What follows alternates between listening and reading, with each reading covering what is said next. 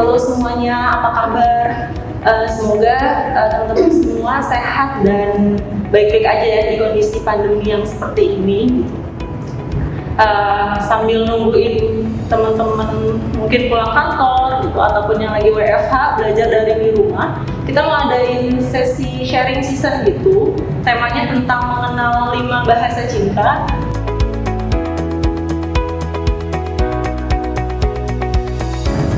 Untuk bisa tahu kayak apa sih bahasa cinta aku dan pasanganku gitu.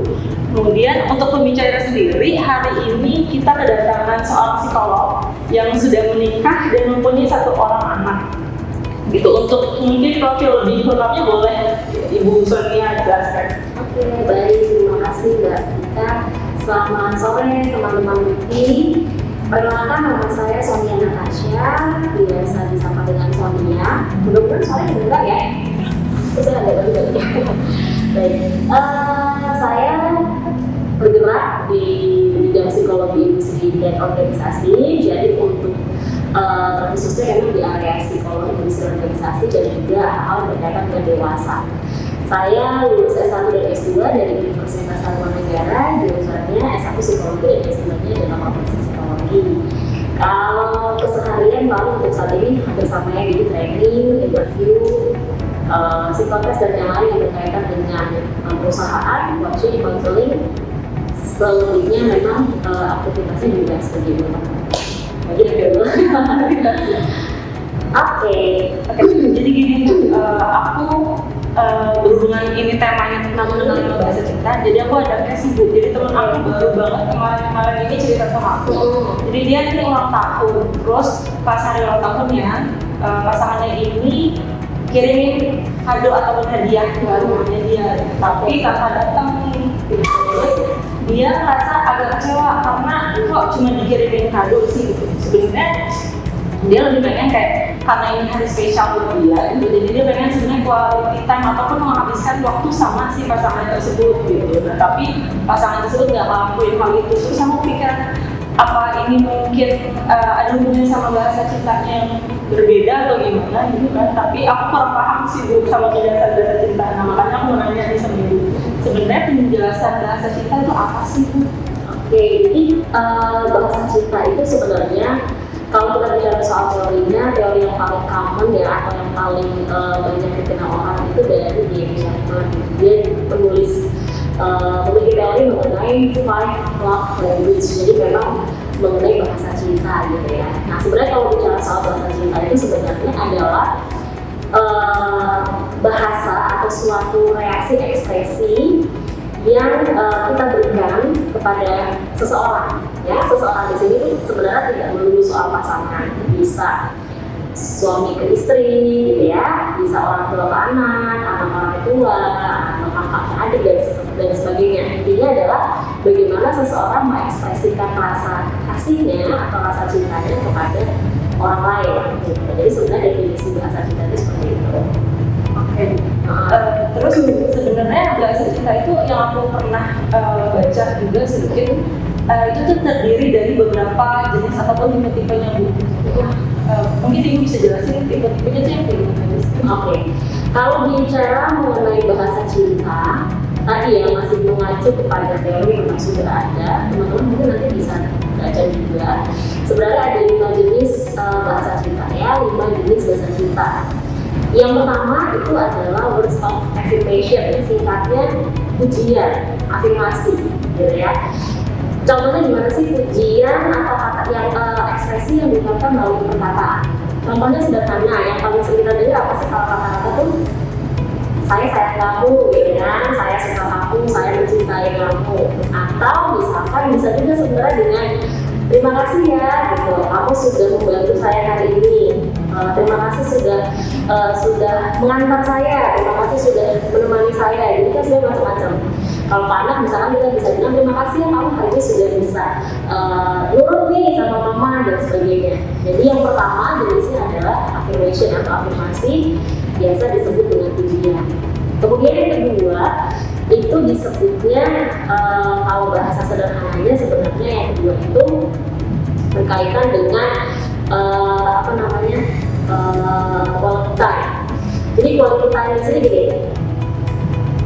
Kita sering sekali mendengar yang penting itu kualitasnya daripada kuantitasnya ya kalau bersama pasangan. Tapi memang benar adanya. Jadi kualitas itu bagaimana kita bisa memberikan waktu kita dengan baik tanpa adanya gangguan gitu ya kepada pasangan kita atau kepada siapapun orang yang kita menjalin hubungan. Nah di dalam kualitas itu sebisa mungkin tidak ada gangguan, entah itu gadget misalkan, entah itu misalkan kita kualitas masih diganggu dengan pekerjaan misalkan, kalau misalkan kita main sama anak benar-benar lagi main tanpa ada urusan dengan pekerjaan gitu ya. Kalau dengan pasangan kualitas ini banyak sekali contohnya. Biasanya kalau saya pribadi kualitas itu bisa dilakukan dengan cara sebelum tidur kita ngobrol, diskusi gitu ya, kemudian ceritakan apapun kondisi hari itu. Atau kualitas bisa juga kadang-kadang orang merasa kalau punya anak itu susah di kualitas misalkan gitu, padahal bisa saja terjadi gitu. Nah makanya kita emang punya waktu khusus untuk kita bersama dengan pasangan. Jadi itu kita bicara soal kualitas. Kemudian jenis yang ketiga itu kita bicara soal acts of services. Jadi memang lebih kepada action gitu ya. Mungkin sering dengar kata-kata talk less do more ya. Ada orang tertentu yang memang nggak bisa tuh bilang aku sayang sama kamu gitu ya. Atau aku cinta kamu gitu misalkan. Tapi dia menunjukkan dengan perbuatan. Dia menunjukkan dengan perbuatan, maksudnya gini. Saya kasih contoh real aja ya. Saya dan suami saya tuh bahasa cintanya sangat berbeda. Suami saya bukan tipikal orang yang bisa ngomong saya, dia merasa aneh gitu kalau harus ngomong gitu. Tapi saya tahu bukan berarti dia tidak saya, tapi dia melakukan dengan tindakan. Sebagai contoh misalkan ya, saya cuma misalkan bilang, aduh hari ini tuh capek banget gitu, ngerjain kerjaan rumah tuh capek loh gitu. Nggak sama kayak orang kerja kantor. Yang bikin saya kaget adalah kemudian dia langsung tuh nyapu bersih.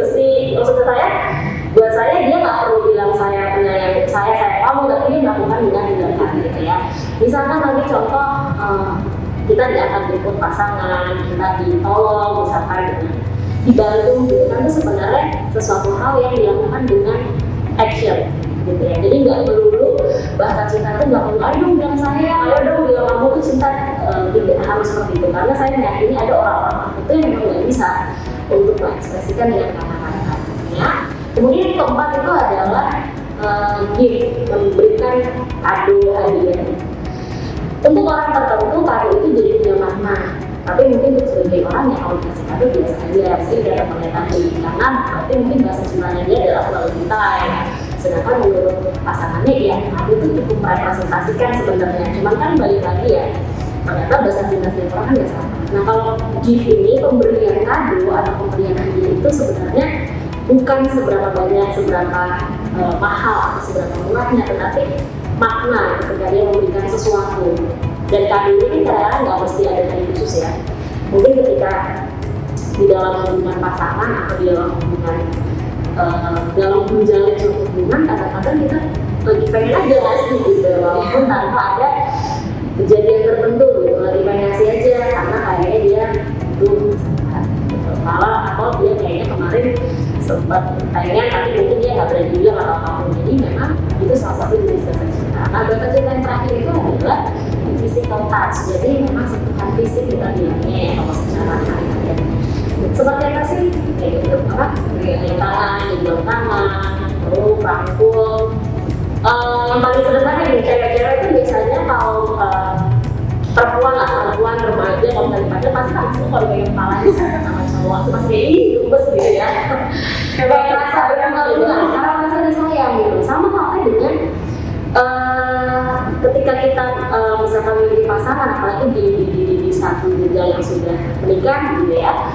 Kadang-kadang mungkin bahasa cinta itu mungkin kita lelah atau kita capek, kadang-kadang hanya dengan kita dipegang tangan atau kita dipeluk itu sudah membuat kita merasa dicintai gitu ya. Membuat kita merasa oh orang ini ternyata peduli sama saya gitu, orang ini ternyata perhatian. Jadi jenis-jenis bahasa cinta inilah yang sebenarnya setiap orang kemungkinan berbeda-beda gitu. Sehingga kita perlu tahu bahasa cinta pasangan kita itu apa, bahasa cintanya kita tuh apa, gitu.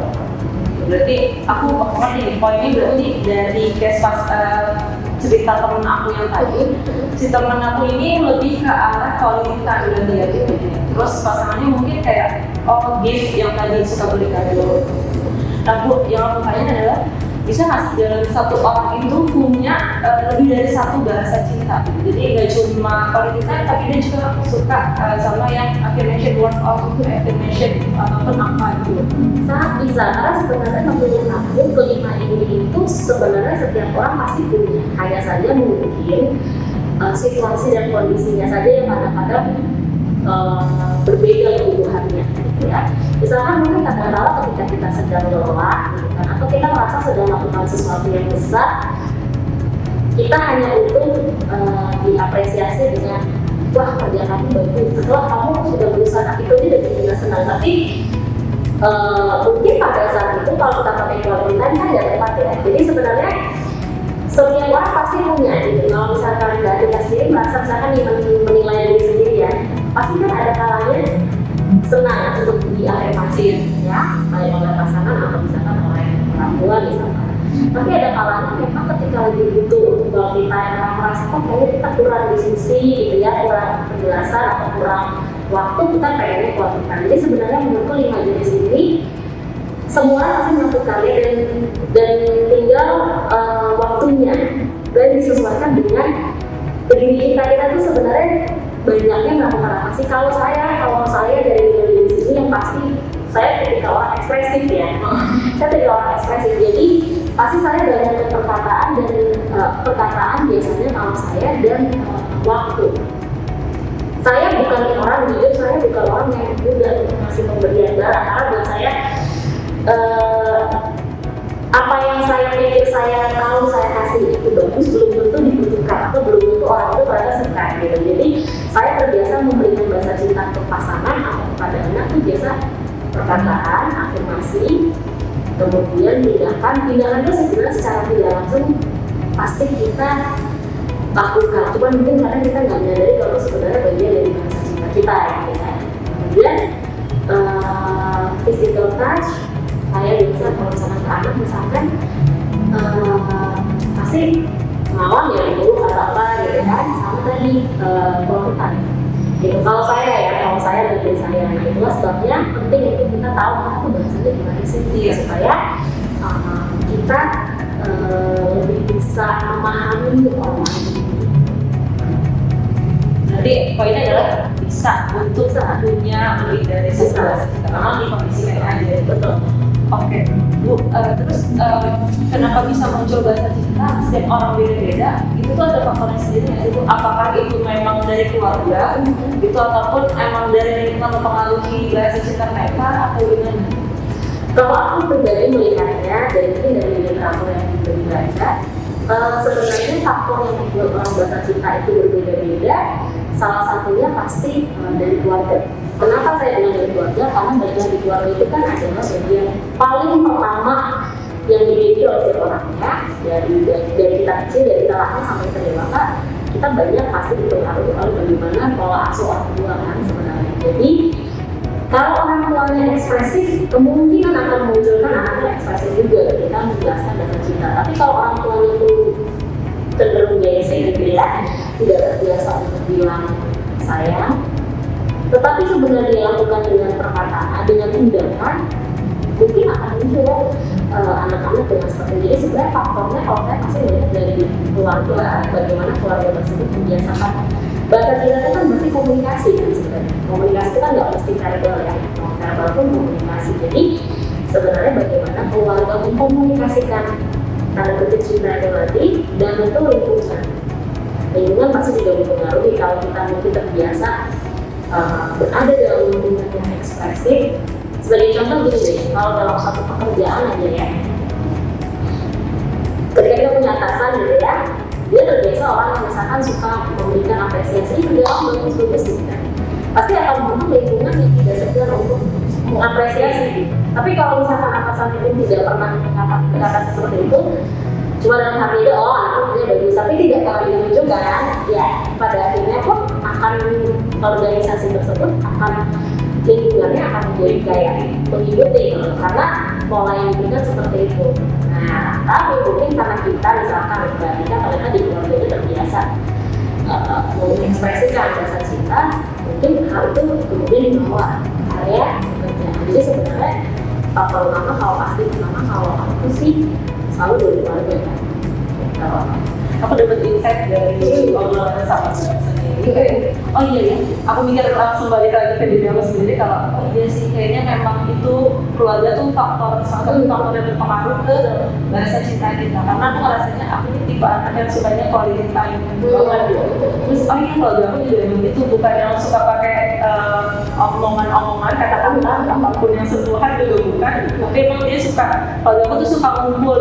Pasti kalau lagi hari itu tuh ngumpul gitu. Terus aku baru mikir oh iya berarti emang ini ya faktornya. Iya, mungkin aku masih terlalu sedikit ya. Karena tadi juga anakku, aku kan ekspresif dan anakku pun juga ekspresif. Contoh misalnya, aku tuh tidak segan untuk bilang ini ya kayak sayang atau makasih ya nak apa segala macam gitu kan. Akhirnya anakku pun jadi orang ekspresif ketika misalkan dia happy terhadap sesuatu, entah dikasih nonton aja gitu kan ya, dikasih ini yang boleh nih lihat YouTube sebentar, dia bisa tuh langsung mulai udah bilang makasih sayangku gitu dan juga saya aku kadang oke gitu kan, mungkin dia mencontoh kali ya gitu. Jadi nah sedangkan suami itu tipikal flat dasar gitu ya, dalam artian kalau aku suka bercanda misalnya nggak coba ngomong sayang gitu ya mungkin dia tidak terbiasa dengan hal itu, tapi dia bahasa cinta ternyata berbeda. Mungkin kalau dulu awal pacaran bukan orang yang memahami pasti aku akan marah. Emang saya nggak sih gitu, emang saya nggak sih sebenarnya kok nggak terucap ya gitu, kok nggak ada stepnya gitu kan. Tetapi ya balik lagi semakin dewasa kita dari samping belajar bahwa bahasa cinta tuh nggak melulu soal kata-kata ya. Coba nonton drama Korea deh. drama luar negeri, kalau mungkin aku sedikit bahas ya, makanya ada sebutan kalau di psikologi ada sebutan psikologi barat, psikologi timur. Psikologi barat dan timur itu terlihat bagaimana cara orang barat mengekspresikan cintanya dan cara orang timur mengekspresikan cintanya itu berbeda gitu. Kalau orang timur termasuk Indonesia, Bang Korea kan mereka lebih pada intimasi ya, intimasi banget. Jadi misalkan kamu nggak mesti bilang aku sayang kamu, tapi dengan dijemput, dipegang tangannya, dipayungi, ya gitu, berdua-dua. Nah kalau orang barat mungkin dia lebih verbal atau bilang-bilang, dia akan bilang kalau aku sayang kamu gitu. Itu kelihatan. Nah itulah yang sebabnya faktor budaya itu pasti juga mempengaruhi di dalam seseorang mengutarakan bahasa cintanya gitu. Ini pembahasan yang cukup menarik banget. Terus makanya tadi dari faktor-faktor itu sampai akhirnya kita tuh sebenarnya perlu banget untuk pahami bahasa cinta kita sendiri atau pasangan. Karena sebenarnya kalau ngomongin fungsi bahasa cinta sendiri itu sedikit banyak akan berpengaruh ke dalam hubungan tersebut. Mungkin bisa dijelasin sebenarnya fungsi kenapa kita mesti tahu bahasa cinta kita sama pasangan kita. Yang masih pertama supaya komunikasi berjalan lancar ya, supaya tidak miskomunikasi gitu. Karena tadi balik lagi bahasa cinta itu kan sebenarnya komunikasi baik itu verbal atau non verbal. Kalau misalkan kita sama-sama nggak tahu, pasti miskom. Kita sama-sama tidak paham, pasti nggak pernah ketemu gitu. Jadi betul pasti kita berantem atau kemudian jadi tidak tersampaikan dengan baik. Jadi fungsi pertama buat saya bahasa cinta itu untuk memperlancar komunikasi, kedua juga untuk mempererat hubungan gitu ya. Karena tidak bisa dipungkiri ketika kita masuk dalam suatu hubungan, terutama kaitannya dengan pasangan perempuan, laki-laki, suami, istri, anak, hal-hal kecil itu bisa mempererat hubungan. Komunikasi sederhana pasti bisa mempererat hubungan. Yang kadang-kadang sering terjadi kalau berantem dan apa itu kan karena komunikasinya tidak berjalan dengan baik. Pasti ada aja yang missing, ya pasti. Kita yang sudah mencoba menjaga komunikasinya masih sering berantem gitu kan ya. Apalagi yang tidak mengenal. Jadi fungsi pertama untuk memperlancar komunikasi dengan pasangan, kedua mempererat hubungan gitu ya, dan yang ketiga juga sebenarnya ini untuk kita lebih mengenal diri kita gitu. Semakin kita bisa mengoreksi diri kita sebenarnya, apakah kita sudah memberikan bahasa yang tepat, bahasa cinta yang tepat untuk para listener kita gitu kan, atau jangan-jangan kita selama ini masih fokusnya kepada diri kita sendiri. Kalau buat aku fokusnya seperti itu. Berarti ada 3 poin, komunikasi juga, terus memperlancar hubungan juga. Betul. Kemudian kalau misalnya kita bahas lagi pembahasan yang agak berbeda, kalau misalnya ternyata bahasa pasangan kita dengan kita itu berbeda, ini kan pasti akan selalu ada, biasanya kan yang satu bahasa cintanya apa, yang satu lagi bahasa cintanya apa. Ini mungkin akan selalu jadi pertengkaran gitu kan. Mungkin ada nggak sih Bu tips-tips gimana sih biar kita bisa saling memahami apapun kayak gimana? Oke. Yang pertama kalau buat saya adalah kenali betul pasangan kita gitu ya. Jadi maksudnya sepanjang hidup menurut saya kita nggak akan pernah bisa benar-benar memahami orang tersebut. Pasti kita akan terus belajar. Jadi kenali pasangan tuh, kenali benar-benar dia ini baiknya seperti apa, buruknya bagaimana, tekanan ketika dalam tekanan dia seperti apa, gitu kan. Kemudian ketika misalkan dia tipikalnya bagaimana, kalau dia mau sesuatu dia akan sampaikan atau tidak. Itulah buat saya, buat siapapun yang di luar sana misalkan yang melihat, kalau misalkan saat ini sedang menjalani hubungan pacaran gitu ya dengan pasangan, justru nggak apa kok kita tahu kondisi dia ketika marah, kondisi dia dalam tertekan, justru kita bisa lihat one day karena ketika masih di dalam hubungan pernikahan tekanannya akan semakin banyak. Untuk tekanannya A aja dia seperti ini, mungkin nggak nanti di berikutnya tekanannya akan lebih gede, dia akan responnya bagaimana. Jadi pertama kenali dulu pasangannya secara dalam sifatnya, karakternya, kemampuannya dia apapun ya. Dan nggak cuma pasangan, tentu kita sendiri juga harus tahu kita ini seperti apa sih gitu ya. Jadi sama-sama terbuka. Kemudian yang kedua adalah mengenali bahasa cinta kita dan bahasa cinta pasangan. Nah, mungkin aku jelasin aja kali ya sedikit. Contoh realnya gini. Kayak tadi aku bilang, saya tipikal orang yang awalnya berpikiran dia kalau pacaran itu harus ekspresif gitu dan betul.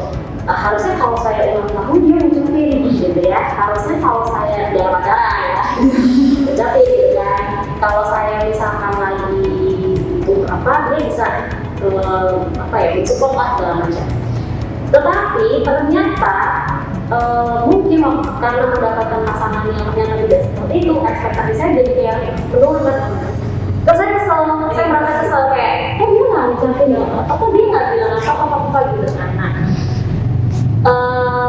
awalnya saya bete gitu ya, awalnya saya kesel, tapi lama-lamaan setelah memahami bahasa cintanya pasangan, saya merasa bahwa, oh dia kayak gini orangnya. Memang dia tipikal ya, mungkin kalau saya terlalu pay attention sama detail, dia lihatnya tuh besarannya gitu, sehingga dia kayak akhirnya setelah mengetahui itu aku udah kayak baper-baperan. Jujur kalau tiba-tiba dia memberikan hadiah apa dia, aku malah kayak kenapa deh? Tapi nggak ada apa gitu, padahal nggak kenapa-napa, cuma karena dia tidak terbiasa melakukannya gitu kan, jadi berbeda. Jadi memang kita harus kenali dulu. Setelah kita mengenali, diomongin. Nah, itu yang paling penting. Kadang-kadang kita cuma nyimpan sendiri, kok dia gini ya. Yang ketiga adalah diskusikan, jelasin. Kalau aku tuh gini. Nah, aku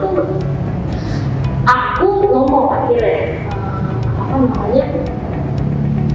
jadi aku dan pasanganku bukan orang yang suka celebrate birthday gitu. Bahkan aku sendiri kadang lupa ulang tahun aku bukan tipikal orang yang mengingat hari ulang tahun dan dirayain itu bukan aku banget. Pasanganku apalagi kayak kamu ulang tahun ya sudah gitu. Nah, tapi ketika menikah gitu ya, aku merasa ulang tahun pribadi, ulang tahun pasangan, ulang tahun anak itu adalah momen untuk kita, bukan ulang tahun lagi, momen untuk kita bersyukuri. Nah, gitu kan. Akhirnya ketika menikah, aku menjadi lebih pay attention terhadap hari dan tanggal. Ini ulang tahun kamu besok atau anak misalnya. Nah, di situ aku yang tadinya tidak sedetail itu, tetapi karena tahu itu penting gitu ya, akhirnya kita bicarakan. Akhirnya aku bilang kayaknya kita perlu deh, bukan buat apa sih, buat seseruan aja gitu, tapi pasti yang akan bertindak untuk nyiapin macam-macamnya gitu kan. Tentunya pasti aku lebih edan ikut aja gitu kan. Nah, tapi tadi aku bilang seiring berjalannya waktu ternyata jadi suka dia, jadi tertutup bahasa cinta pun saya juga tertutup bahasa cinta. Jadi kayak aku gak ada masalah lagi dengan kayak dia lupa dan segala macam. Udah kayak ya udah gitu, bukan sesuatu hal yang bisa bikin berantem itu nggak, sama sekali nggak. Dan dia justru malah kayak ingat gak sih ini kan hari udah sekian tahun dari kita jadian, aku nggak inget sama bener-bener nggak inget, tapi ternyata dia inget gitu kan. Oh oke, jadi maksudnya itulah kalau orang misalkan bilang ketika kita terbuka, sebenarnya ketika kita terbuka kadang-kadang ada hal di mana kita mungkin lebih jadi tahu dia di mana, dia juga jadi tahu gitu. Menurut itu jadi sebenarnya kalau mau bahasa cinta itu lebih baik diskusikan aja, obrolin gitu. Nah sebenarnya ini menjadi tanda kutip kayak tes ya. Kalau misalkan pasangan kita, misalkan teman-teman di sini masih pacaran, terus tiba-tiba nanti kita panjang ngobrol bahasa cinta dan dia merasa tidak mau terbuka, ya kita masih pikirkan lagi. Bukan aku bilang mau dia tidak bagus ya, tidak, tapi ngobrolin yang namanya hubungan itu nggak melulu soal kamu cocok atau dia cocok nggak, tapi prinsip itu kan prinsip sebenarnya. Bahasa cinta itu tuh kayak hilang ya. Aku tuh dibesarkan orang tua dengan cinta, dengan kewajiban, tapi kemudian dengan pasangan aku tidak mendapatkan itu gitu. Itu pasti akan sangat susah karena kita terbiasa dengan hal tersebut, tapi pasangan itu tidak. Nah itulah sebabnya perlu dikomunikasikan. Terus maunya gimana nih, jalannya bagaimana, solusinya seperti apa, gimana gitu. Jadi apakah ada yang mengikut satu atau ada yang mengikuti atau saling mengisi.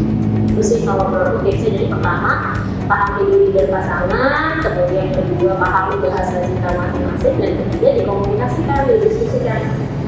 Jadi kalau kita merasa dongkol, marah, itu jangan berusaha dia akan artinya dia paham, jujur dulu gitu. Tapi lama-lama capek kayak, lo ngerti ya sih kalau lama-lama jadi kayak kamu tuh ngerti ya gitu. Akhirnya aku jadi terbuka gitu.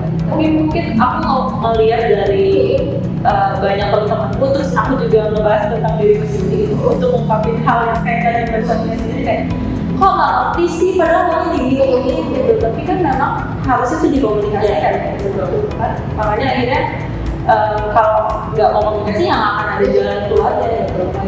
Betul. Karena jadi satu, kenapa aku bilang harus dikeluarkan? Karena kadang-kadang kita sebagai aku berarti kalau perempuan kadang-kadang kenapa ngomong-ngomong ibaratnya menjaga perasaan, tapi lupa sebenarnya menjaga perasaan orang lain, tapi tidak menjaga perasaan kita. Maksud aku hubungan itu nggak cuma saya dan dia saja, saling ya sebenarnya. Dan justru hal ini aku belajar dari suami aku juga, karena aku diem kan tadinya. Terus suami aku pasti akan bilang, yang ngomong lah, kalau nggak ngomong aku nggak ngerti gitu. Dia pasti akan gitu. Oh ya udah gitu. Jadi aku akan bilang, jadi terlepas dia misalkan marah suka nggak suka, tapi pasti aku akan sampaikan gitu. Maksudnya aku di sini kita tidak akan benar-benar mengenal orang kalau kita tuh menyimpan sesuatu yang sebenarnya penting. Gini maksudnya di dalam kita menjalin hubungan atau bahasa cinta itu perlu disampaikan sehingga kita tahu bahwa saya tuh seperti ini loh. Makanya saya suka ribet nih sama hal yang kayak kok nggak ucapin ulang tahun gitu, kok ucapin ulang tahunnya cuma pakai barang, nggak ada orangnya gitu kan. Sedangkan buat dia ya udah sih itu cukup gitu kan. Dan kita juga nggak bisa buru-buru bilang oke dia nggak care ya bapak, ya nggak bisa juga. Perhatian orang tuh beda-beda sih ya. Kalau cewek memang cenderung kan ekspresif ya, kalau laki-laki kan cenderung melalui tindakan dan dia lebih kayak ya dengan dia melakukan ini ya berarti dia sayang. Ya mungkin kalau kayak orang tua kita, ayah kita kan cenderung bukan orang yang ekspresif ya, tapi kita ya tindakan tanpa dibilang pasti dia jauh di dalam lubuk hatinya Mbak Tika dan saya, kita tahu orang saya gitu, tahu gitu dengan perbuatan dia kita tahu dia sayang gitu, walaupun ada hal-hal yang mungkin gak sesuai dengan ekspektasi kita gitu. Iya sih betul. Berarti memang yang pertama adalah kita harus tahu dulu nih emang bahasa cinta kita tuh apa gitu. Terus bahasa cinta pasangan kita juga apa. Kemudian dari situ bisa kita komunikasikan, diskusikan ini jalan tengahnya nih mau kayak gimana. Makanya penting banget teman-teman untuk bisa saling komunikasi gitu. Kuncinya untuk bisa saling memahami. Kemudian aku mau lihat dari teman-teman mungkin dari pembahasan kita tadi ada yang mau ditanyakan gitu, boleh ditulis di komennya nanti aku bacain. Oke. Mungkin sambil ini ada satu pertanyaan requestan yuk dari teman aku. Dia bilang kalau saya mau tanya kenapa semakin umur bertambah kita sulit ungkapin apa yang kita rasakan. Tapi ini kalau aku teori aku di sekarang soalnya umur bertambah semakin sulit kita untuk bisa ngungkapin apa sih kita rasain. Pertanyaan dari Kak Alamanda. Kalau aku sih melihatnya karena semakin kita dewasa, kita berusaha untuk semakin menjaga emosi kita, semakin menjaga perasaan kita, menjaga perasaan kita.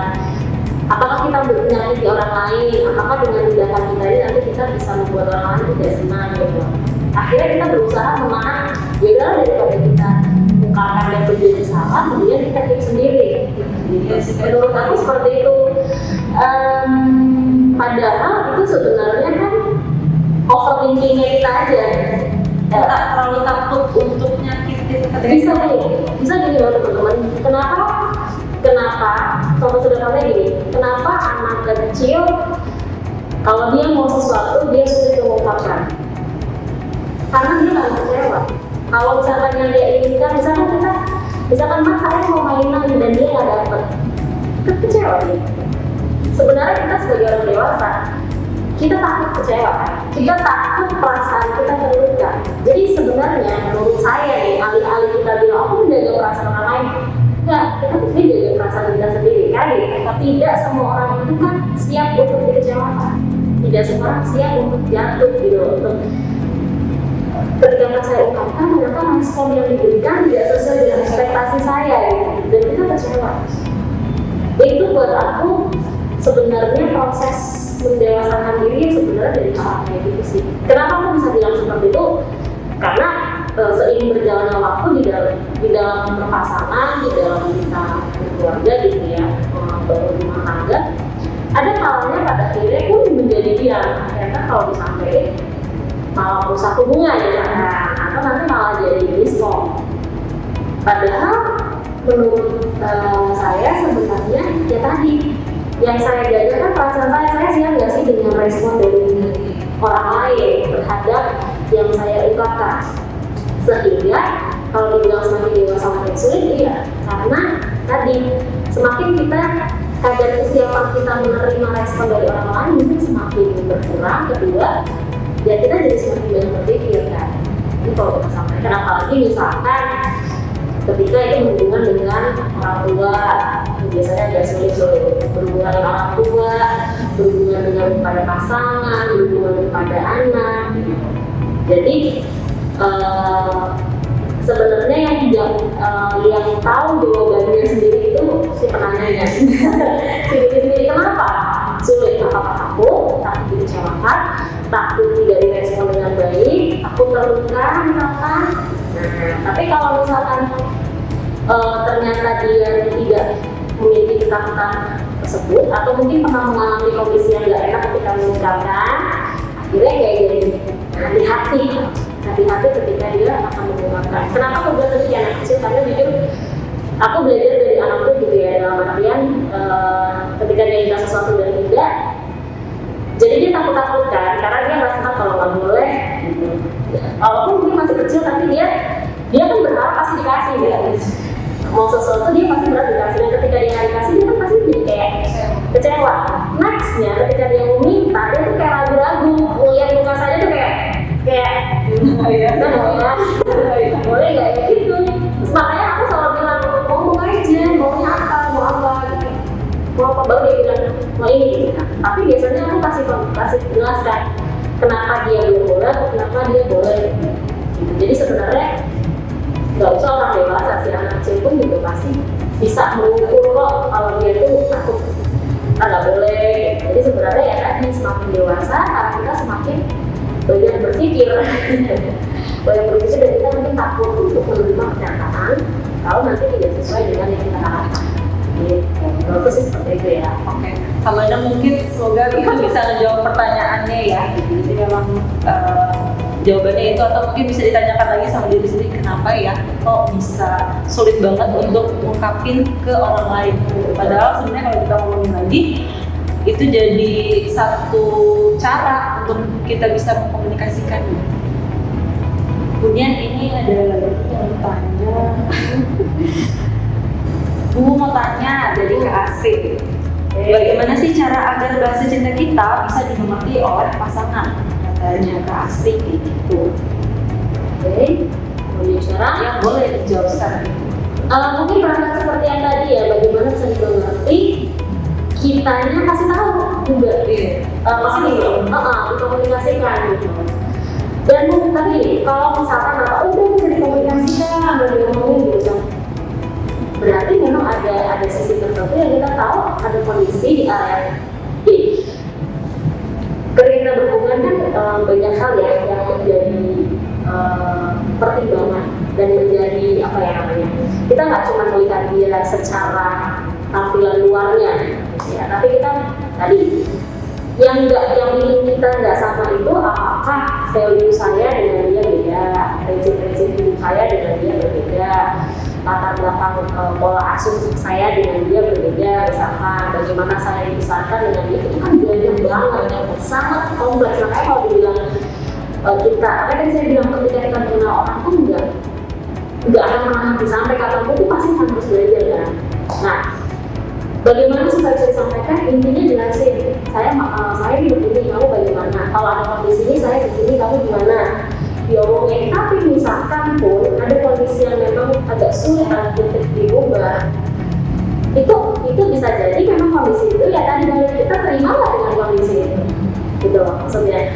Ketika misalkan tadi si Asik bilang ada kondisi tertentu supaya kayaknya ini udah dikasih tahu misalkan ya, dikomunikasikan tapi belum berarti, pertanyaannya apakah itu berkaitan dengan kebiasaan, berkaitan dengan value, kondisi yang harus dihadapi ada dua. Satu, kita bertahan dengan hal tersebut, tapi dengan satu sisi harus ikhlas ya, kayak ya udahlah saya terima. Atau kedua,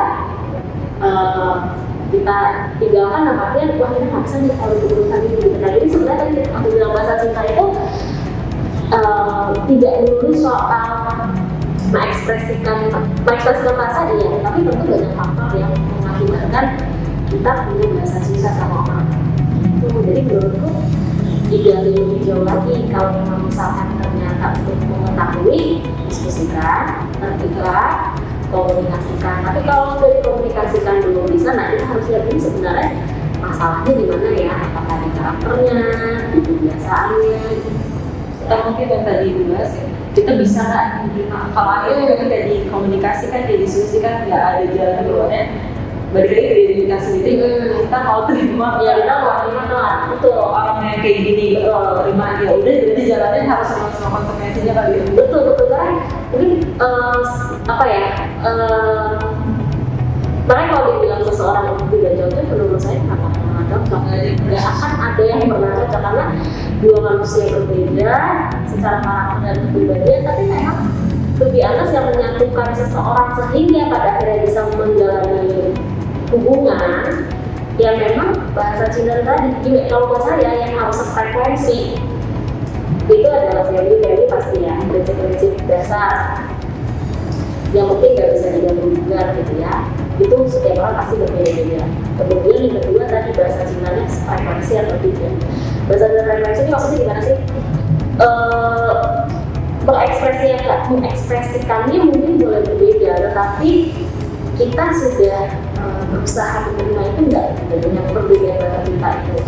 Saya percaya itu bukan kemudian harus langsung ketemu orang terus wah berbeda, itu oke. Itu proses itu proses sama, maksudnya sampai kapanpun nanti proses sampai kita benar-benar menemukan nanti dia nggak kayak gitu dia nggak kayak gitu. Jadi ya mentoleransi dan bisa menerima terhadap bahasa cinta dari dia. Dan tadi dia bilang kalau kita terima bukan berarti karena kita mengalah dan karena kita capek, bukan. Karena kita memang tahu, oh dia memang berbeda gitu, dia memang bahasa cintanya berbeda. Jadi jangan sampai hal itu malah jadi berantem gitu. Menurut saya sih kayak gitu ya. Semoga menjawab ya Kak Asri. Ini ternyata tadi Kak Asri juga sempat nanya lagi, Bu, gimana sih cara kita untuk bisa mengenali bahasa cinta kita sendiri? Kalau tadi kan mengenalnya dari pasangan, oke, cara kita bisa mengenali bahasa cinta kita sendiri. Kalau saya pribadi, sarannya gini, bagaimana cara kita mengenali? Pertama, saya mungkin nggak semua orang melakukan hal yang sama ya. Ada yang mungkin dengan menulis, ya, ada yang mungkin dengan mencoba merefleksikan sambil mikir, ya saya gimana, beda-beda. Cuman kalau saya sarannya untuk kita bisa mengenali, pertama kita bisa tahu dari 5 jenis tadi, misalkan affirmation, apakah kita orang yang gampang mengutarakan melalui kata-kata, gitu. Apakah kita orang yang masuk mudah untuk menyampaikan apresiasi kita kepada orang lain. Kedua, apakah kita orang yang termasuk dalam tanda kutip menjunjung tinggi nih quality time, gitu kan. Jadi buat seseorang quality itu penting, apapun kondisinya pokoknya quality itu penting. Yang ketiga, dari tingkah laku, misalnya dari actionnya, apakah kita termasuk orang yang aduh gue gak bisa deh pakai ngomong kayak gitu, jadi sebenarnya langsung kalau misalkan dia butuh ditemenin, aku benar-benar ada gitu, aku benar-benar dengerin dia gitu, atau aku benar-benar hadir di momen-momen pentingnya dia. Itu bukti kalau aku memang mengasihi, mencintai misalnya. Kemudian yang tadi yang keempat, misalkan apakah dengan memberikan, ya caranya kita tipikal orangnya. Tadi kan saya bilang sama kita, saya bukan tipikal orang, jadi saya udah memahami, saya bukan tipikal orang memberi kado gitu. Dalam hal apa, bahkan ke anak saya pun saya bukan orang yang dia bagus saya kasih dia begitu, enggak gitu, karena buat saya itu bukan saya, bukan saya. Tapi kalau suami saya lebih kayak gitu, gitu ternyata udah beda kan. Tapi apakah awalnya kamu saya gini, kamu tuh jangan ngasih gitu kan. Nah tapi menurut dia, karena waktu saya dengan anak saya tidak sepanjang waktu saya dengan anak saya, mungkin saya secara kualitas lebih banyak antara di rumah. Kalau dia kan harus ke kantor, jadi dia ya ini cara saya dengan memberikan makanan, memberikan mainan misalkan. Nah, jadi sih Mbak Sri bisa cek apakah kamu kayak gitu. Dan yang kelima tadi, apakah kamu tipe orang gak usah banyak ngomong misalkan, tapi kalau ada teman nangis atau apa kamu akan langsung bisa merangkul gitu kan. Saya punya teman, gak usah kakak saya nih, kakak saya bukan tipe orang yang suka dipeluk gitu loh. Jadi kalau misalkan kita sama-sama perempuan, tapi ketika dia menangis dia bukan orang yang dia anti banget gitu. Walaupun mungkin buat orang lain kayak memeluk dia itu sebagai bentuk care gitu, karena kamu ngasih dia jengah dia nggak suka diginiin aja pundaknya, dia nggak mau kayak sih gitu.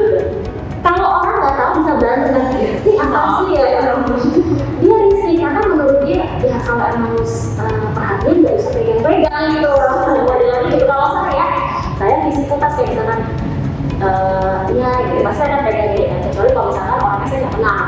Kalau misalkan kayak karena kalau orang nangis makin dipeluk makin dipegang kan lebih beres ya karena nyaman. Nah tadi saya bilang itu si Asri bisa cek dari kelima itu kamu kayak gimana, udah dari 5 itu aja, apakah kamu information, apakah yang tindakan gitu.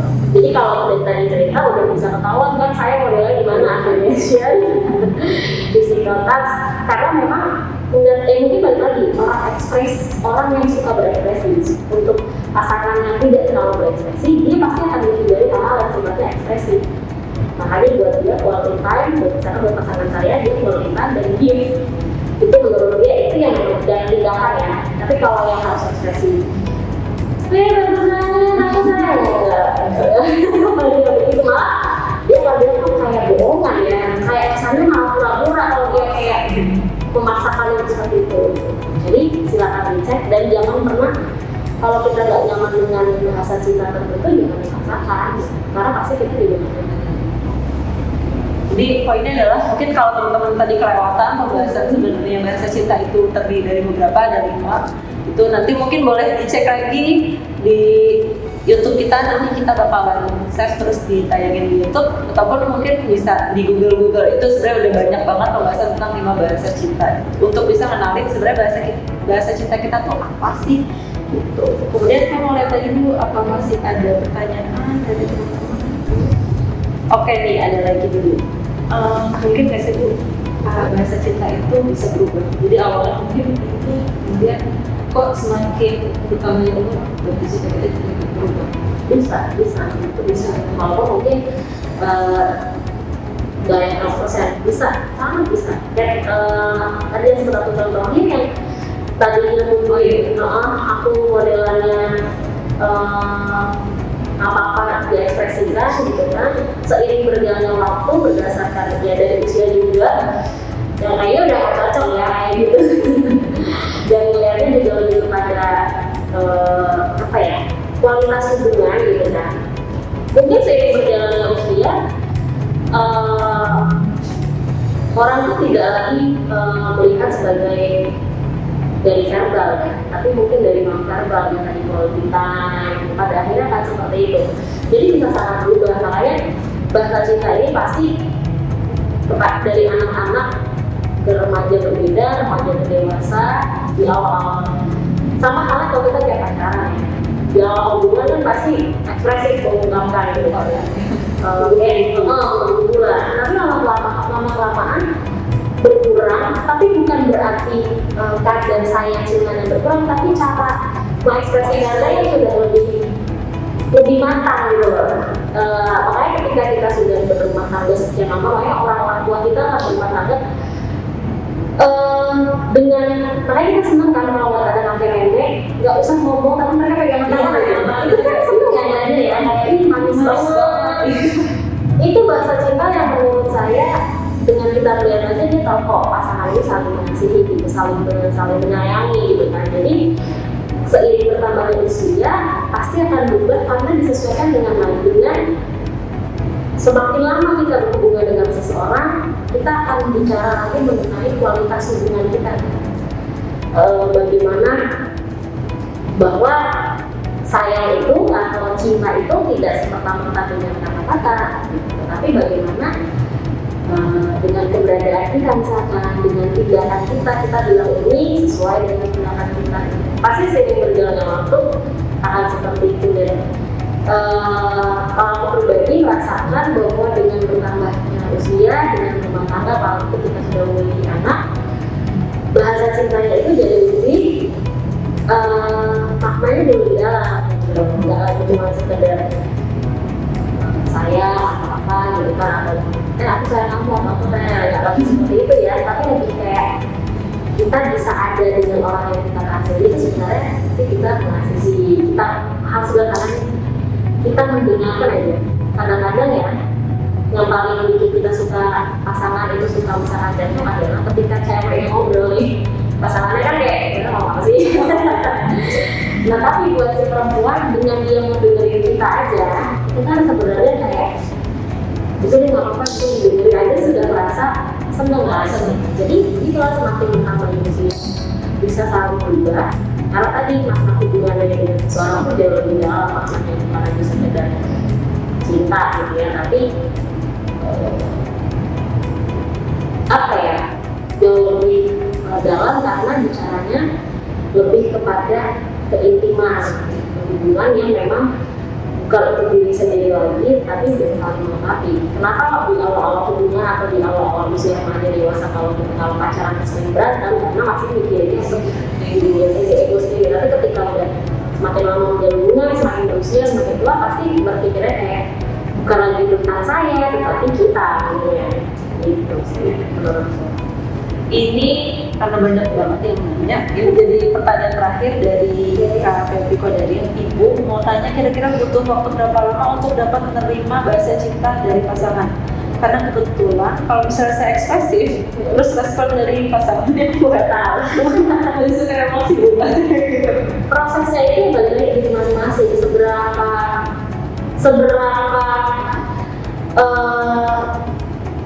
tahannya sehingga Febri seberapa tahan Febri bisa bertahan dengan itu. Kalau ternyata masih emosi berarti kamu masih belum bisa menerima. Tapi nanti mungkin ada kalanya kayak yang tadi saya bilang, ya emang nih orang dari lahir udah flat gitu. Dari zaman nilai emang udah datar aja emosinya. Tapi mungkin nanti dia bisa lihat ada nggak aspek lain yang ternyata dia lebih condong ke arah perhatiannya yang lain gitu. Jadi dibilang berapa lama itu tergantung dari hubungan ini mau di apa ya, dibawanya itu seperti apa, dan si babynya sendiri merasanya bagaimana gitu. Apakah masih tadi gitu. Semua orang pasti melewati tahap itu kok, tahap yang nggak terima gitu kan, kesel gitu kan. Cuman pada akhirnya jadi lebih bisa mentoleransi, bukan jadi kayak ngalah terus udah ya, bukan, cuma lebih kayak pada akhirnya kondisi itu tidak lagi menjadi masalah gitu loh. Itu sesuatu yang sangat bisa diterima dan sangat bisa dipahami bahwa ya emang dia seperti itu, memang karakternya dia itu tidak bisa nggak bisa dipaksakan. Begitu halnya dengan Feby, kalau Feby orangnya ekspresif terus tiba-tiba dipaksa untuk tidak ekspresif juga pasti susah. Coba ini dibalik, misalkan si Feby jadi yang pelaksanaannya pasti nggak bisa. Mungkin bisa, tapi proses kan, karena itu kita bicara karakter kita seperti itu. Jadi ya harusnya sih itu kembali lagi ke Feby mau sampai sejauh mana bisa mengoperasi apa itu. Sama tadi apa pas video mungkin belum beneran aku udah kayak gini ya, nggak ada datang lagi gitu. Dulu aku kesel, tapi lama-lama kalau aku lama-lama datang itu karena aku sendiri yang jadi kayak nggak udah lagi gimana ada anak banget gitu kan, tolong dong diapresiasi istrinya gitu kan. Saya sebenarnya gitu, terus dia paling cuma yang ketawa dulu, aku sih nggak asik ya gitu. Karena jadi kayak gitu, tapi itu bukan masalah karena malah jadi lucu-lucuan aja. Jadi mungkin memang kalau untuk Kak Feby kondisi kayak gitu mungkin bisa didiskusikan dulu, terus kemudian mungkin kayak ya sampai seberapa lama kita bisa menerima itu. Kemudian oke deh, karena udah jam ini ternyata kita udah hampir 1 jam untuk sharingnya gitu. Sebelum ditutup sebenarnya aku mau kasih kesimpulannya dulu. Jadi sebenarnya bahasa cinta itu adalah cara kita untuk mengekspresikan rasa kasih sayang kita kepada orang lain, bukan cuma kepada pasangan tapi bisa juga ke keluarga, anak, dan lain-lain gitu. Kemudian bisa aja bahasa pasangan kita sama orang lain itu berbeda. Kemudian kalau kayak gitu gimana caranya adalah coba kita komunikasikan, diskusikan terlebih dahulu gitu, sampai nanti nemu di jalan tengahnya.